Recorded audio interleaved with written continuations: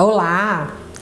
Dando continuidade à nossa série, eu recebi aqui um vídeo que vou compartilhar com vocês de uma pergunta da Vanessa. A Vanessa é responsável por um grupo enorme chamado Câncer de Mama no Facebook e também tem esse mesmo movimento no Instagram. Então a gente vai assistir a pergunta da Vanessa, vou compartilhar a pergunta da Vanessa com vocês para a gente discutir um pouquinho sobre esse aspecto que ela apresentou para mim no direct. Olá, Nutri, tudo bem? Obrigada pelo convite de estar vindo aqui deixar a minha dúvida e eu acredito que seja a dúvida de muita gente também, né? Não sei se você lembra na live que a gente fez lá pelo grupo do Câncer de Mama, a gente falou sobre farinha de trigo. E aí eu lembro que você falou uma frase que impactou, acredito, não só a mim, mas como muita gente. Você falou que na farinha de trigo tem 75 pedaços de insetos, né? Para cada 50 gramas de farinha. E a minha dúvida é a seguinte, eu querendo substituir a farinha de trigo branca, eu posso comer a farinha de trigo integral, por exemplo? A farinha de trigo integral ela é mais saudável do que a farinha branca? Me tira essa dúvida. O que eu faço? Qual que eu como? Então, dá pra ver que a Vanessa já é minha aluna, entendeu? E tá dando os spoilers. Ou eu vou ter que mudar o meu discurso, ou continuo no mesmo discurso contando a história de uma forma diferente. Mas é verdade. Na farinha de trigo brasileira, é permitido pela vigilância sanitária, isso está numa norma da vigilância sanitária, é permitido para que cada 50 gramas de farinha de trigo possam conter até 75 fragmentos de insetos. E também sob a substituição por uma farinha de trigo do tipo integral. Também podemos ter esses fragmentos e pensando em saúde intestinal, a gente vai ter também esse posicionamento, essa possibilidade aí de lesão com consumo excessivo. Mas se eu for comparar as duas, obviamente eu tenho uma concentração de fibra muito maior na farinha de trigo integral. E aí a gente já vê como o consumo alto de fibras, cereais integrais, frutas, verduras e legumes está relacionado a menor possibilidade de câncer de mama em mulheres. Então eu tenho que sim indicar para que o consumo seja sob forma integral. Mas na hora que a gente vai olhar a farinha de trigo integral, ao se preparar um bolo, será que é interessante a gente utilizar somente a farinha de trigo integral?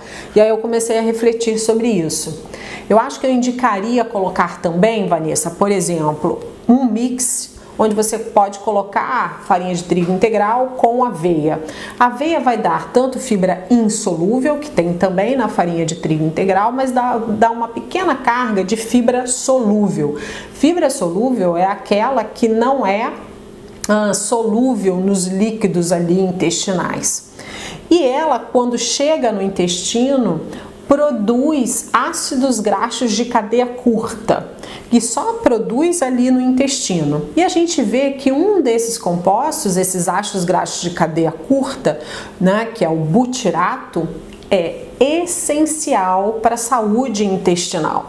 Então, com a aveia, eu dando essa fibra solúvel, vai ser digerida e vai gerar ácido graxo de cadeia curta lá no intestino, me gera o butirato, e o butirato tem uma presença, uma importância muito grande ali naquele meio intestinal e na saudabilidade em nível intestinal. Então, a gente poderia fazer esse mix.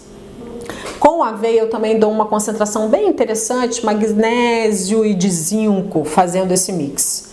Por que não a gente pensar em colocar também gorduras, que são as fibras das oleaginosas? Eu vou diminuir o índice glicêmico, a carga glicêmica desse bolo ou dessa preparação e vou enriquecer com óleos também bem interessantes. Então você pode fazer um mix de farinha de castanha do Pará, farinha de amêndoas, você tem como adquirir isso, né? Comprar isso em lojas de produtos naturais. Abrindo um parênteses aí, o que eu oriento para o meu paciente em tratamento quimioterápico? Não comprar nenhum produto dessas empresas de produtos naturais que esteja aberto e você vai lá comprar em gramatura, naqueles pequenos silos que eles têm. Pacientes em quimioterapia têm que comprar esses produtos, mesmo que de fonte natural, de empresas que já estejam com o saquinho embalado a vácuo e no verso tenha selo de inspeção federal, tem que ter o CIF. Só assim consumir. Aqueles que compram em gramatura, não é o melhor momento, a gente não sabe quanto tempo está armazenado ali. A possibilidade de você fazer algum tipo de contaminação ou toxinfecção alimentar é maior, porque a sua imunidade está diminuída pela ação do quimioterápico, ok? Não sendo isso, compre em gramatura e cria o seu mix de farinhas, onde você pode colocar farinhas de oleaginosas também. Você vai ter uma dose maior de gordura, vai ter fibra também, vai ter óleos essenciais, óleos importantes para você fazer esse bolo. Bolo remete muito ao nosso histórico alimentar, familiar, uma relação emocional muito grande que a gente tem com o bolo. Ontem ou anteontem, numa live com a Suzana Naspolini, aquela repórter, a Jo da Amigas do Peito Por Aí, estava conversando com ela falando da memória emotiva que ela tem com bolo. Segundo ela, bolo, a casa que tem bolo, para ela remete à casa de uma família feliz. Então, eu não acho que a gente tem que pegar e desassociar isso, o indivíduo não ingerir o bolo, mas aí a gente tem que pensar melhor nessa preparação. Penso nesse mix de farinhas.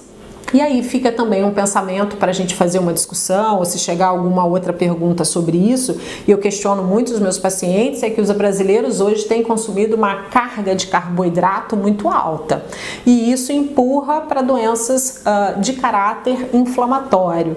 Então a gente repensar essas nossas escolhas, e aí dentro desse pacote ingestão alta de carboidrato, entra a farinha de trigo, entra os pães, entram essas fontes de cereais, aí eu vou colocar cereais não integrais, ok? Porque como eu falei, se a gente fizer um consumo alto de cereal integral, a gente tem, pelo contrário, né, uma minimização da chance dessa mulher, né, já que eu tô falando com a Vanessa, que é do grupo câncer de mama, então eu tô generalizando e colocando no feminino, a gente tem uma possibilidade muito menor dessa mulher vir a desenvolver o câncer de mama. Então eu espero ter respondido. Gosto que no bolo também não seja utilizado açúcar, aí vocês podem colocar como opção liquidificar junto com tâmaras, banana bem madura também dá esse sabor de adoção. Passas é uma excelente opção. Se ainda precisar de um pouco de açúcar para incorporar nesse bolo, como eu falei num vídeo anterior, talvez o açúcar mascavo, no máximo o açúcar demerara seja interessante.